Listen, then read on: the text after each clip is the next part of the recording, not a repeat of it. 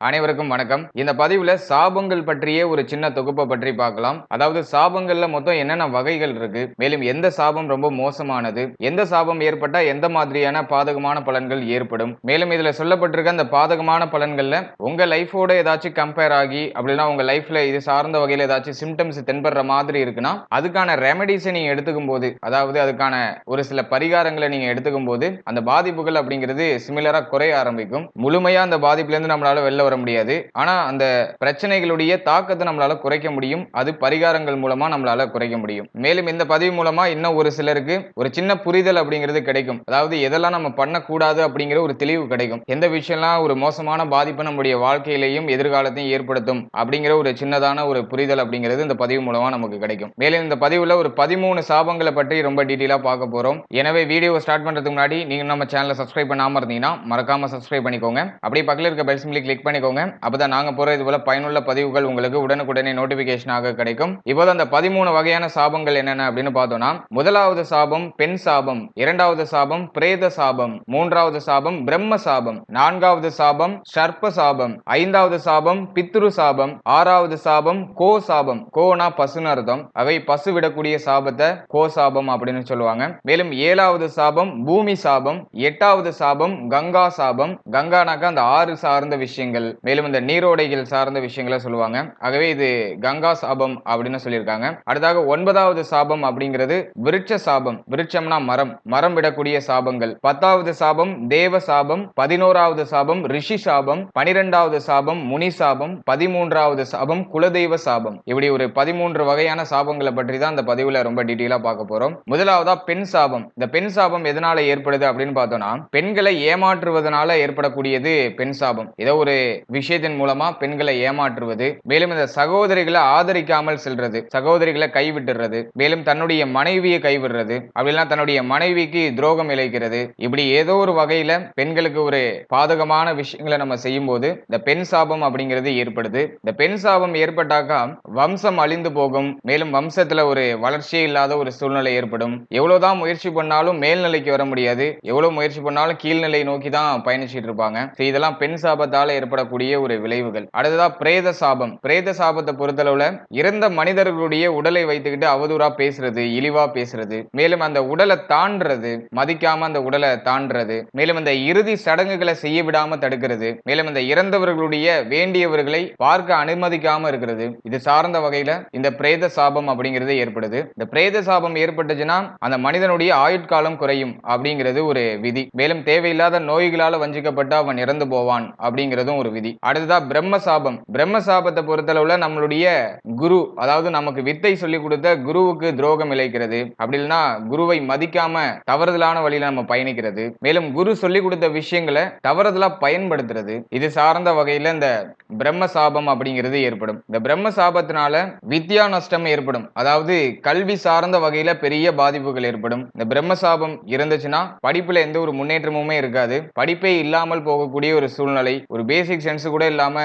வளரக்கூடிய ஒரு சூழ்நிலை, இதெல்லாம் இந்த பிரம்ம சாபத்தினால ஏற்படக்கூடியது. அடுத்ததாக சர்ப்ப சாபம். சர்ப்பம்னா பாம்புன்னு அர்த்தம். ஆகவே பாம்புகளால ஏற்படக்கூடிய சாபத்தை சர்ப்ப சாபம் அப்படின்னு சொல்லுவாங்க. இந்த சர்ப்ப சாபம் எதனால ஏற்படுது அப்படின்னு பார்த்தோம்னா, இந்த பாம்புகளை தேவையில்லாம கொல்றது, நம்மளுடைய பொழுதுபோக்குக்காக கண்ணுல பாம்பு பட்டா கொல்றது, நமக்கு தொந்தரவு தராத பாம்புகளை கொல்றது, மேலும் இந்த பாம்பு புத்துகளை அழிக்கிறது, இது சார்ந்த வகையில இந்த சர்ப்ப சாபம் அப்படிங்கிறது ஏற்படும். இது ஜாதகத்துல கால சர்ப்ப தோஷம் அப்படிங்கிற மாதிரி ரியாக்ட் ஆகும். ஆகவே நம்ம முன்னாடி ஏதாச்சும் பாம்புகளை நம்ம கொண்டு இருந்தோம் அப்படின்னா, ஏதோ ஒரு வகையில நம்மளால பாம்புகள் தீண்டப்பட்டிருக்கு அப்படின்னாக்கா, இப்ப நம்ம ஜாதகத்தை எடுத்து பார்த்தோம்னா கால சர்ப்ப தோஷமோ ராகுகே தோஷமோ இருந்துச்சுன்னா அது வந்துட்டு இந்த பாம்புடைய சாபத்தை பிரதிபலிக்கிற மாதிரி. எனவே இந்த கால சர்ப்ப தோஷம் மேலும் இந்த ராகுகேது தோஷம் இதெல்லாம் ஏற்பட்டுச்சுன்னா அது வந்து இந்த சர்ப்ப சாபம் அப்படின்னு நம்ம எடுத்துக்கணும். இந்த சர்ப்ப சாபத்தினால இந்த திருமண முயற்சியில தடை தாமதம் ஏற்படும். நிறைய பேருக்கு இந்த திருமண முயற்சியில நிறைய வருத்தங்கள் ஏற்படும். மேலும் திருமணம் ஆகியும் நிறைய குழப்பங்கள் அப்படிங்கிறது ஏற்படுறது வாய்ப்பு இருக்கு. ஆகவே இந்த சர்ப்பதோஷம் உள்ளவர்கள், சர்ப்ப சாபம் உள்ளவர்கள் திருமணம் சார்ந்த விஷயங்களை ரொம்ப கவனமா இருக்கணும். சரியான ஜாதகத்தை உங்க கூட பொருத்தணும். ஆல்ரெடி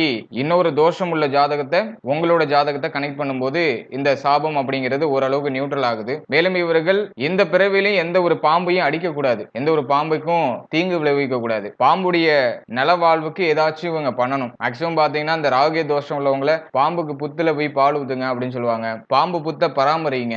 இதெல்லாம் பண்றது மூலமா அந்த சர்ப்பதோஷம் அப்படிங்கிறது விலகும் அப்படின்னு சொல்லியிருப்பாங்க. எனவே இந்த சர்ப்பதோஷம் ஏற்பட்டவர்கள் இப்ப மேக்சிமம் பாத்தீங்கன்னா கொஞ்சம் அதிக பேர் இருக்காங்க. இந்த சர்ப்பதோஷத்தினால திருமண தடையில அதிக பிரச்சனை, அப்படி இல்லைன்னா திருமணமாகி நிறைய குழப்பம் இப்படி எல்லாம் கொண்டு போகுது. எனவே சர்ப்பதோஷம் இருக்குன்னா 2 விஷயத்துல நீங்க கவனமா இருக்கணும். ஒண்ணு, மீண்டும் எந்த பாம்பையும் கொல்லக்கூடாது. பாம்பு சார்ந்த விஷயங்கள் எதுலையுமே நீங்க ஈடுபடக்கூடாது. 2வது, திருமணம் ஆகும்போது அந்த ஜாதக பொருத்தத்தை கரெக்டா பார்த்து மேட்ச் பண்ணிக்கிறது சிறப்பான மாற்றத்தை கொடுக்கும். அடுத்ததா பித்ரு தோஷம். இந்த பித்ரு தோஷம் அப்படிங்கிறது நம்முடைய முன்னோர்களால் ஏற்படக்கூடிய ஒரு தோஷம். அதாவது நம்முடைய முன்னோர்களுக்கு செய்ய வேண்டிய திதியை செய்யாம இருக்கிறது, தர்ம காரியங்களை செய்யாம இருக்கிறது, மேலும் இந்த தாய் தந்தை, மேலும் தாத்தா பாட்டி இவர்களெல்லாம் உதாசீனப்படுத்துறது, இவர்களை ஒதுக்கி வைக்கிறது. இதனால இந்த பித்ரு சாபம் அப்படிங்கிறது ஏற்படுது. இந்த பித்ரு சாபம் ஏற்பட்டுச்சுன்னா பாலாரிஷ்ட தோஷத்தை ஏற்படுத்திடும், பாலாரிஷ்ட சாபத்தை ஏற்படுத்திடும். இந்த பாலாரிஷ்ட சாபம் அல்லது தோஷம் அப்படிங்கிறது வம்சத்துல ஆண் குழந்தையே பிறக்காம போறதுக்கான வாய்ப்புகளை ஏற்படுத்துது. அதே போல குழந்தை பாக்கியத்துல நிறைய தடை தாமதம், பிரெக்னன்ட் ஆகிற மாதிரி ஆகி அப்படியே கலைஞ்சு போறது.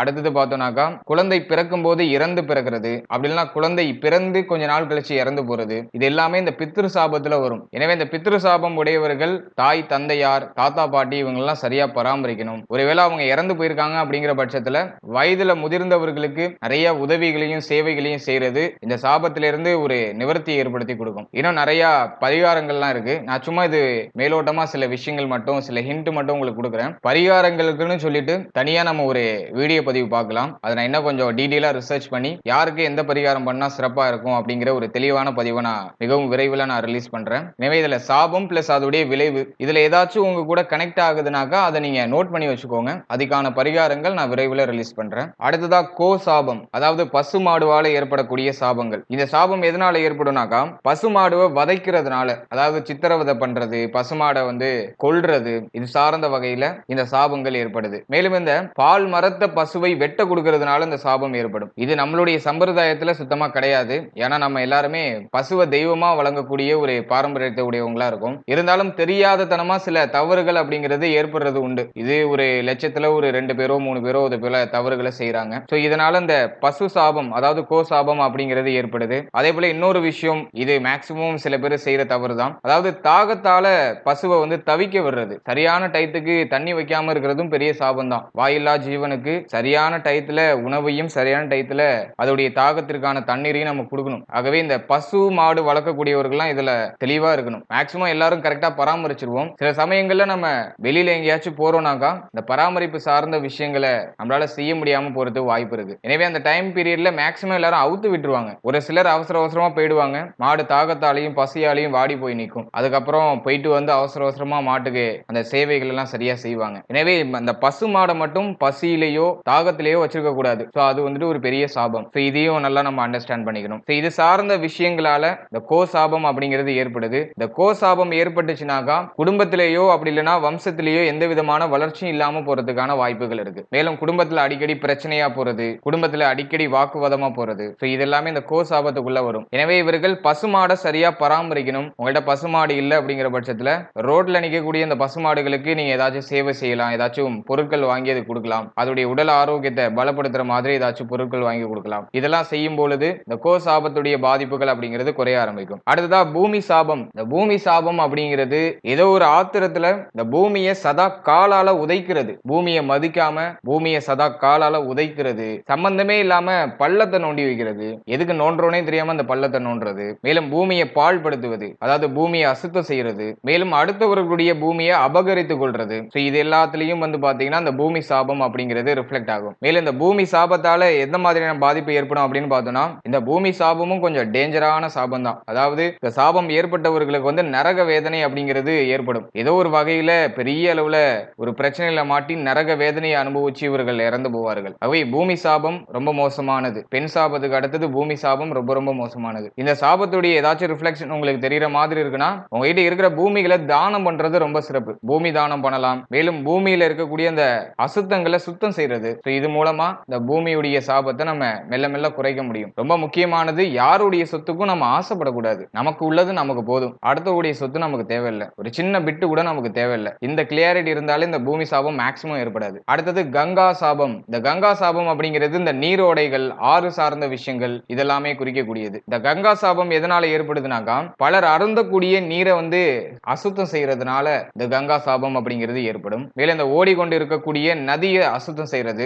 நதியில தேவையில்லாத குப்பைகளை போட்டு மகிழ்றது, மேலும் நதியை சரியா பராமரிப்பு செய்யாம அதுல அலட்சியம் காட்டுறது. சோ இது எல்லாமே வந்துட்டு இந்த கங்கா சாபத்துல வரும். இந்த கங்கா சாபம் ஏற்பட்டுச்சுன்னா அந்த மனிதருக்கு தண்ணீர் அப்படிங்கிற ஒரு விஷயமே சுத்தமா கிடைக்காது. எவ்வளவுதான் ஆழமா நோண்டாலும் அந்த இடத்துல தண்ணீரே கிடைக்காது. தண்ணீருக்காக அதிகமா கஷ்டப்படுவாங்க. இந்த தண்ணீருக்கு கஷ்டப்படுறவங்க எல்லாம் வந்துட்டு இந்த கங்கா சாபத்துல வரக்கூடியவர்களா இருப்பாங்க. அடுத்ததா விருட்ச சாபம். விருட்ச சாபம் அப்படிங்கிறது மரங்கள் மூலமா வரக்கூடிய சாபம். அதாவது இந்த சாபம் கனி கொடுக்கக்கூடிய மரத்தை வெட்டுறதுனால ஏற்படும். மேலும் இந்த பச்சை மரத்தை, நல்லா பச்சை பச்சைன்னு இருக்கிற மரத்தை வெட்டுறதுனால ஏற்படுறது. மேலும் கனி கொடுத்துட்டு இருக்க மரத்தை பட்டு போக செய்யறதுனால ஏற்படுறது. கனி கொடுக்கக்கூடிய மரத்தை வந்து சரியா பராமரிப்பு பண்ணாதனால ஏற்படக்கூடியது. மேலும் பச்சை மரத்தை எரிக்கிறதுனால இந்த சாபம் ஏற்படும். மேலும் இந்த மரங்கள் சூழ்ந்த இடத்துல வீடை கட்டி இந்த மரத்தை வெட்டுறது, இது சார்ந்த விஷயத்தினால இந்த விருட்ச சாபம் அப்படிங்கிறது ஏற்படும். இது மோஸ்ட்லி பார்த்தோம்னாக்கா நிறைய பேர் பண்ணிருப்பாங்க. ஏன் இந்த தவறை நானே நிறைய வாட்டி பண்ணிருக்கேன். இந்த ஃபீல்டுக்குள்ள வந்து இந்த விஷயத்தெல்லாம் படிக்கும் போதுதான் தெரியுது இதெல்லாம் பெரிய பாபம், பெரிய சாபம் அப்படிங்கிறது. எனவே மரம் வளர்க்கிறோம்னாக்கா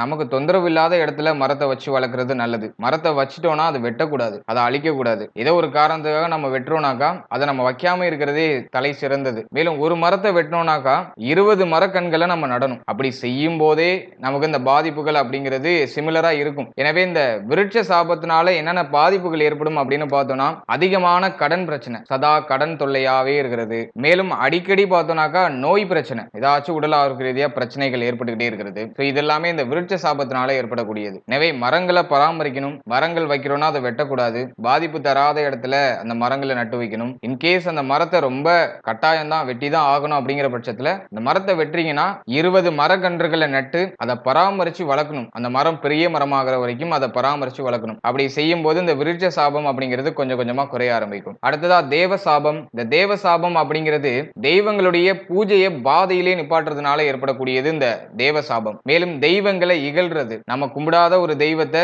பழிச்சு பேசுறது, இகழ்ந்து பேசுறது, இதனால இந்த தேவ சாபம் அப்படிங்கிறது ஏற்படுது. இந்த தேவ சாபம் ஏற்பட்டுச்சுன்னா நமக்கு ரொம்ப நெருக்கமான உறவினர்கள் தொடர்ந்து பிரிந்து கொண்டே இருப்பார்கள். டெம்பரவரியாகவோ அப்படி இல்லைன்னா பர்மனண்டாகவோ அப்படி பிரிஞ்சுக்கிட்டே இருப்பாங்க. தொடர்ந்து இந்த பிரச்சனை ஏற்படுதுனாக்கா அந்த தேவ சாபம் அப்படிங்கறத நம்ம ஐடென்டிஃபை பண்ணிக்கணும். அடுத்ததா ரிஷி சாபம். இந்த ரிஷி சாபம் அப்படிங்கிறது இந்த கலியுகத்துல ஆச்சாரிய புருஷர்களையும் உண்மையான பக்தர்களையும் அவமதிக்கிறது, அவர்களை அவமானப்படுத்துறது, இது சார்ந்த விஷயங்களால இந்த ரிஷி சாபம் அப்படிங்கிறது ஏற்படுது. இந்த ரிஷி சாபம் ஏற்பட்டுச்சுன்னா வம்சம் அழியும் அப்படிங்கிறது ஒரு விதி. ரிஷி சாபம் ஏற்பட்டுச்சுன்னா எவ்வளவு பெரிய வம்சமா இருந்தாலும் சரி அது அப்படியே சரிஞ்சு உட்கார்ந்துரும். ஆகவே யாரையும் நம்ம வந்துட்டு இகழக்கூடாது, யாருக்கும் நம்ம தண்டனை வழங்கக்கூடாது, யாரையும் அவமதிக்க கூடாது. இந்த பூமியில எல்லாருக்கும் எல்லா உரிமையும் உண்டு. அதுல நாமளும் ஒருத்தவங்க, அவ்வளவுதான். நாமளும் அனுபவிச்சுக்கணும். அதே போல மற்றவர்கள் அனுபவிக்கிறதுக்கு நம்ம வந்துட்டு ஒரு தடையா இருக்கக்கூடாது. எனவே இந்த ரிஷி சாபம் அப்படிங்கிறது சற்றே பிரச்சனைக்குரிய ஒரு சாபம் தான். ஆகவே இதுலயும் நம்ம கொஞ்சம் விழிப்புணர்வோட இருக்கணும். அடுத்ததா முனி சாபம். இந்த முனி சாபம் அப்படிங்கிறது இந்த எல்லை தெய்வங்கள் மற்றும் இந்த சின்ன சின்ன தெய்வங்கள்லாம் இருக்கு இல்லையா, அந்த தெய்வங்களுக்கு வழங்க வேண்டிய அந்த மரியாதையையும் பூஜையையும் நம்ம மறக்கிறது இந்த முனி சாபத்தை ஏற்படுத்தும். மேலும் இந்த முனி சாபத்தினால இந்த செய்வினை கோளாறு அப்படிங்கிற ஒரு பிரச்சனை ஏற்படுது. அதாவது நம்மளுடைய மூளையும் நம்மளுடைய உடலும் நம்மளுடைய கண்ட்ரோல் இல்லாம வேற ஏதோ ஒரு விஷயம் நம்மள ஆட்டி படைக்கிற மாதிரி ஃபீல் ஆகும். இதெல்லாம் இந்த முனி சாபத்தினால ஏற்படக்கூடியது. 13வது குலதெய்வ சாபம். இது ரொம்ப ரொம்ப முக்கியமான ஒரு விஷயம். நான் ஒவ்வொரு பதிவிலுமே மேக்ஸிமம் வலியுறுத்தி சொல்லிட்டு தான் வரேன். குலதெய்வ வழிபாடு அப்படிங்கிறது ரொம்ப முக்கியமான ஒரு விஷயம் அப்படின்னு சொல்லிட்டு. இந்த குலதெய்வ சாபம் அப்படிங்கிறது நம்முடைய குலதெய்வத்தை மறக்கிறதுனால ஏற்படக்கூடியது. நம்மளுடைய முன்னோர்கள் காலகாலமாக ஒரு தெய்வத்தை வழிபட்டு வந்திருப்பாங்க. அந்த தெய்வத்தை நம்ம மறக்காம நாமளும் தொடர்ந்து அந்த தெய்வத்தை வழிபட்டு வரணும். அப்படி வழிபட்டு வரும்போது சிறப்பான பலன்கள் நமக்கு கிடைக்கும். சில பேர் இந்த குலதெய்வ வழிபாட்டை மறந்துடுறாங்க, அப்படிலாம் நேரம் இல்லாம அந்த இடத்துக்கு போகாம இருக்காங்க. இன்னும் ஒரு சிலர் வெளியூர்ல இருக்கிறதுனால குலதெய்வத்தை வழிபடாம அப்படியே ஸ்டாப் பண்ணி வச்சிடறாங்க. இதெல்லாம் கொஞ்சம் நீங்க நியூட்ரலைஸ் பண்ணிக்கிறது நல்லது. வருஷத்துல ஒரு வாட்டியாச்சும் நீங்க போய் உங்க குலதெய்வத்தை பார்த்து வழிபட்டு வர்றது சிறப்பு. இன்கேஸ் இந்த குலதெய்வ சாபம் ஏற்பட்டுச்சுன்னா குடும்பத்துல ஒரு மகிழ்ச்சியான சூழ்நிலை அப்படிங்கிறதே இல்லாம போறதுக்கு வாய்ப்புகள் இருக்கு. அதே போல எப்போதுமே ஒரு விதமான துக்கம் சூழ்ந்த ஒரு சூழ்நிலை அப்படியே சூழ்ந்திருக்கிற மாதிரி இருக்கும். இது போல ஏதாச்சும் சிம்டம்ஸ் வெளிப்படுதுன்னா அது குலதெய்வ சாபத்தை வெளிப்படுத்துதுன்னு அர்த்தம். ஆகவே வருஷத்துல ஒரு வாட்டி நீங்க உங்க குலதெய்வத்தை வழிபட்டு வரும்போது உங்களை சூழ்ந்திருக்கக்கூடிய கவலைகரமான சூழ்நிலைகள் எல்லாமே டோட்டலா விலகும். மேலும் இந்த சாபங்கள் எப்போதுமே பாத்தீங்கன்னா நல்லவர்களை சுத்தமா பாதிக்காது. நீங்க செய்யற விஷயத்துல நேர்மையும் உண்மையும் நியாயமும் இருக்குனாக்கா உங்களுக்கு எதிரில் உள்ளவங்க என்ன சாபம் விட்டாலும் உங்களை பாதிக்காது. அதே போல இந்த சாபங்கள் அப்படிங்கிறது தீயவர்களை உருத்தெரியாம அழித்திரும். உண்மையிலேயே நம்ம ஏதாச்சும் தப்பு பண்ணி நமக்கு எதுக்கு உள்ளவங்க வயிறறிந்து வார்த்தைகளை வெளியிட்டாங்கன்னா அந்த வார்த்தைகளுடைய பாதிப்பு நிச்சயமா நம்மள பெரிய அளவுல பாதிக்கும். எவ்வளவு நம்ம வரங்களை பெற்று வந்திருந்தாலுமே அது நம்மள உருத்தெரியாம அழிச்சிடும். நம்ம உண்மையிலேயே தப்பு பண்ணிருக்கோம் அப்படிங்கிற பட்சத்துல. தப்பு பண்ணலன்னா அதை பத்திலாம் நீங்க கவலைப்பட வேண்டாம். நீங்க செய்யறதுல ஒரு நியாயம் நியாயமும் உண்மையும் நேர்மையும் இருக்குனாக்கா யார் என்ன சொன்னாலும் நீங்க அதெல்லாம் காதுல வாங்கிக்க வேண்டாம். அது உங்களை எந்த விதத்திலையும் பாதிக்காது. மேலும் இந்த சாபம் அப்படிங்கிறது மனிதர்களுக்கு மட்டும் கிடையாது. நம்ம விலங்குகளை துன்புறுத்துறதுனாலையும் ஏற்படும்.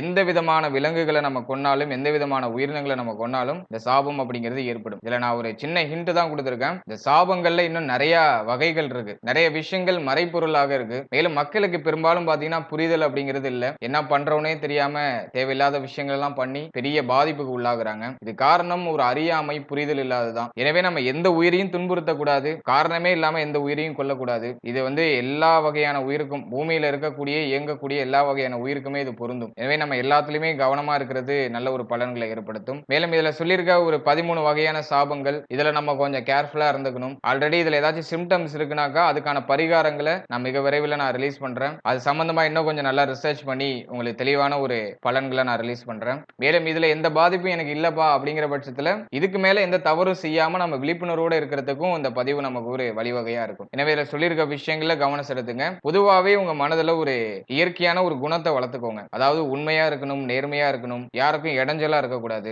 யாரையும் துன்புறுத்தக்கூடாது, எந்த உயிரினத்தையும் துன்புறுத்தக்கூடாது, எல்லாரும் நல்லா இருக்கணும், நாமளும் நல்லா இருக்கணும் அப்படிங்கிற எண்ணத்தை நம்ம அதிகமா வளர்த்துக்கிறது, தினமும் காலைல எந்திரிச்சு இந்த வார்த்தைகளை நம்ம அதிகமா உபயோகப்படுத்துறது, இதுவே நமக்கு ஒரு பெரிய பரிகாரம் மாதிரி நம்முடைய மனதுல ஒரு பெரிய வளர்ச்சி ஏற்படுத்தும். பெரும்பாலானவங்க இப்படிதான் இருக்காங்க. ஆனா ஒரு சிலர் பார்த்தோம்னாக்கா புரிதல் இல்லாம சில தவறுகளை செய்யறது உண்டு. எனவே இது சார்ந்த விஷயங்களை, நல்ல நல்ல விஷயங்களை நம்முடைய பிள்ளைகளுக்கு நாம சொல்லிக் கொடுப்போம். மேலும் நாமளும் அதையே பின்பற்றி வளருவோம். நேர்மை, உண்மை இது சார்ந்த வகையில நமக்கு கிடைக்கிற எந்த ஒரு விஷயமா இருந்தாலுமே சரி, எவ்வளவு காலம் கடந்து கிடைச்சாலும் அது நமக்கு மகிழ்ச்சி ஏற்படுத்தும். தீமையான வழியில எவ்வளவு சீக்கிரம் அந்த விஷயம் கிடைச்சாலுமே சரி, அது நம்மள காலகாலத்துக்கு வச்சு செய்யும். எனவே நாமும் நல்லா இருப்போம், அனைவரையும் வாழ வைப்போம், நல்லதையே எண்ணுவோம், நல்லதையே நினைப்போம். எனவே இந்த பதிவு உங்களுக்கு பயனுள்ளதா இருந்திருக்கும் அப்படின்னு நான் நம்புறேன். மேலும் இது சார்ந்த விஷயங்களை இன்னும் நான் கொஞ்சம் டீடைலா ரிசர்ச் பண்ணி உங்களுக்கு இன்னும் தெளிவான பதிவுகளை மிக விரைவில் நான் ரிலீஸ் பண்றேன். அதே போல இந்த பதிவு உங்களுக்கு பயனுள்ளதா இருந்துச்சு அப்படின்னு நினைச்சீங்கன்னா அந்த வீடியோக்கு ஒரு லைக் பண்ணுங்க. இந்த பதிவு இன்னும் நிறைய பேருக்கு கொண்டு சேர்க்கப்படும். இன்னும் நிறைய பேருக்கு ஒரு தெளிவு அப்படிங்கிறது ஏற்படும். மேலும் இது போல இன்ஃபர்மேட்டிவான விஷயங்களை தெரிஞ்சுக்கணும் அப்படின்னு நினைச்சீங்கன்னா நம்ம சேனலை மறக்காம சப்ஸ்கிரைப் பண்ணி வச்சுக்கோங்க. அதே போல நம்மளுடைய சேனல்ல இதுக்கு முன்னாடி ராசி, நட்சத்திரம், லக்னம் இதுக்கான பொது பலன்கள் ரொம்ப டீடைலா ரிலீஸ் பண்ணியிருக்கோம். பிறந்த தேதிகளுக்கான டீடைல் ப்ரிடிக்ஷன் அப்படிங்கிறது கிளியரா ரிலீஸ் பண்ணியிருக்கோம். இந்த வீடியோக்கான லிங்க் எல்லாம் டிஸ்கிரிப்ஷன்ல கொடுத்திருக்கேன். ஒரு டைம் இருக்கும்போது அதையும் ஒரு வாட்டி செக் பண்ணி பாருங்க. இந்த பதிவுல பார்க்கும்போது உங்களை பற்றியும் உங்களுடைய வாழ்க்கை பற்றியும் ஒரு சிறந்த ஒரு புரிதல் அப்படிங்கிறது ஏற்படும். லிங்க் டிஸ்கிரிப்ஷன்ல இருக்கு, மறக்காம ஒரு மேலும் இந்த கோச்சார பலன்கள் நம்முடைய சேனல்ல ரொம்ப டீடைலா ரிலீஸ் பண்ணிட்டு வரோம். அதாவது மாத பலன்கள், வருட பலன்கள், குரு பயிற்சி பலன்கள், சனி பயிற்சி பலன்கள், ராகுகேது பயிற்சி பலன்கள், இந்த காம்பினேஷன்ல ஒரு கிளியர் கட்டான ப்ரிடிக்ஷனை டீடைலா பிரசன்ட் பண்ணிட்டு வரோம். சோ அந்த வீடியோஸ்லாம் நம்முடைய சேனல்ல அவைலபிளா இருக்கு. உங்க டைம் இருக்கும்போது அதையும் ஒரு வாட்டி செக் பண்ணி பாருங்க. ஏதோ ஒரு வகையில குறைந்தபட்ச புரிதலாச்சும் அந்த பதிவுகள் மூலமா உங்களுக்கு கிடைக்கும். And finally very limited time. So be cool, stay happy, stay healthy and enjoy. வாழ்த்துக்கள். நன்றி.